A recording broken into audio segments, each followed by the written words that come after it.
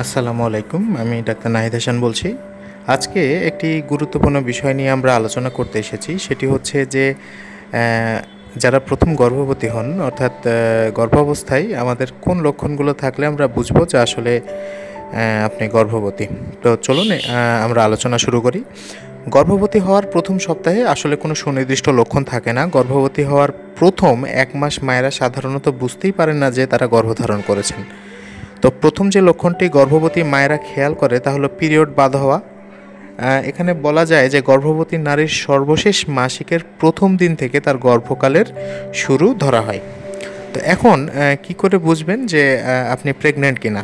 তো আমরা জানলাম যে গর্ভাবস্থায় প্রথম যে উল্লেখযোগ্য লক্ষণটি দেখা যায় তা হলো পিরিয়ড বন্ধ হয়ে যাওয়া। এছাড়াও কারো কারো ক্ষেত্রে আরও কিছু লক্ষণ উপস্থিত থাকে, যেমন হচ্ছে যোনিপথ দিয়ে হালকা রক্তপাত, মাথা ঘোরানো, তারপরে চাপ দিলে স্তনে ব্যথা অনুভব করা, বমি বমি লাগা, ক্লান্তি অনুভব করা, পেটে অস্বস্তি বা পেট ফাঁপা হয়েছে এমন মনে হওয়া, তারপরে হচ্ছে সাদা স্রাবের পরিমাণটা বেড়ে যাওয়া, পিরিয়ড বা মাসিকের ব্যথার মতো তলপেটে মোচড় দিয়ে ব্যথা হওয়া, ঘন ঘন প্রস্রাবের বেগ আসা, তারপরে হচ্ছে আপনার প্রিয় কোনো খাবারে অরুচি, অর্থাৎ যেটি আপনি আগে খেতেন সেটি বর্তমানে অরুচি লাগা, কিংবা নতুন কোনো খাবারের প্রতি আপনার তীব্র আকাঙ্ক্ষা অনুভব করা, মুখে অদ্ভুত স্বাদ পাওয়া এবং প্রখর ঘ্রাণ শক্তি পাওয়া।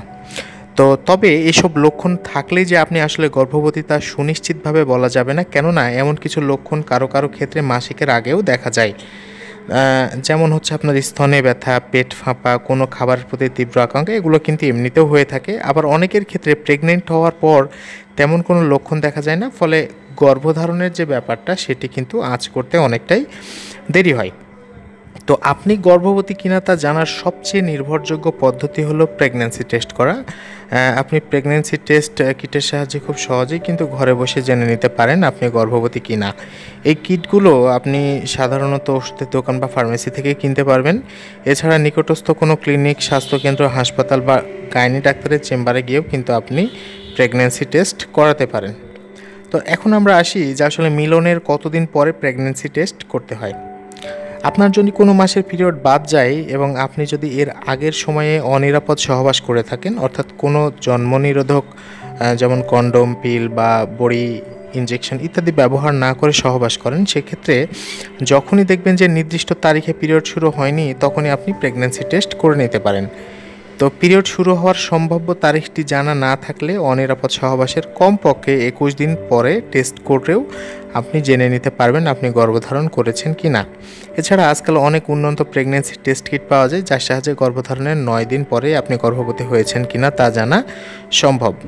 তো প্রেগন্যান্সি টেস্ট আসলে কিভাবে করে সেটি আপনারা জেনে নিতে পারেন যেখান থেকে নেবেন সেখান থেকে, অথবা বাসায় প্রেগন্যান্সি টেস্ট করার জন্য আপনার নিকটস্থ ফার্মেসির থেকে আগে একটি বক্স কিনবেন। কেনার পরে সেখানে যে নির্দেশনাগুলো দেওয়া আছে সে অনুযায়ী আপনার প্রস্রাবের নমুনাটি দিবেন এবং তার গায়ে যে নির্দেশনাগুলো আছে সেগুলো কিন্তু আপনি ভালোভাবে পড়ে নিতে পারেন।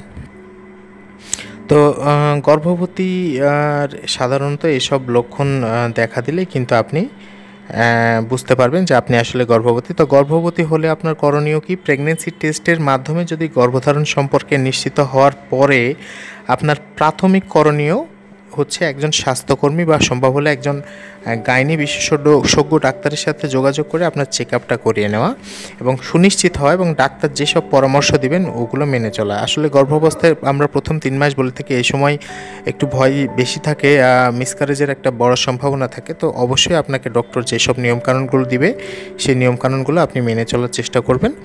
তো গর্ভবতী হওয়ার প্রথম ৩ মাস বা ১২ সপ্তাহ পর্যন্ত দৈনিক ৪০০ মাইক্রোগ্রাম ফলিক অ্যাসিড কিন্তু আপনাকে গ্রহণ করতে হবে, এটা আমরা সাধারণত দিয়ে থাকি। তো ফলিক অ্যাসিড ট্যাবলেট আকারে পাওয়া যায়, সেটি বাজারে পাওয়া যেতে পারে, স্থানীয় যে কমিউনিটি ক্লিনিক থাকে সেগুলোতে পাওয়া যেতে পারে। আপনি যে কোনো জায়গা থেকে সংগ্রহ করে সেগুলো খেতে শুরু করতে পারেন। এছাড়াও দৈনিক ১০ মাইক্রোগ্রাম ভিটামিন ডি ট্যাবলেট খেতে হবে। গর্ভাবস্থায় নানা রকম ইনফেকশনের ঝুঁকি থাকে, তাই এই সময় কাঁচা বা ভালোভাবে রান্না হয়নি এমন খাবার কিন্তু আপনাকে এড়িয়ে চলতে হবে। তো গর্ভের শিশুর সুরক্ষা বজায় রাখতে অবশ্যই অতিরিক্ত চা, কফি, কারো যদি অ্যালকোহল নেওয়ার কোনো অভ্যাস থাকে, ধূমপান করার অভ্যাস থাকে, তাহলে সেগুলো কিন্তু আপনাকে অবশ্যই ছেড়ে দিতে হবে। তো এই ছিল আজকের জন্য আজকের ভিডিও। তো ভালো লাগলে অবশ্যই লাইক শেয়ার কমেন্ট করে অবশ্যই থাকবেন। তো সবাইকে ধন্যবাদ জানাচ্ছি।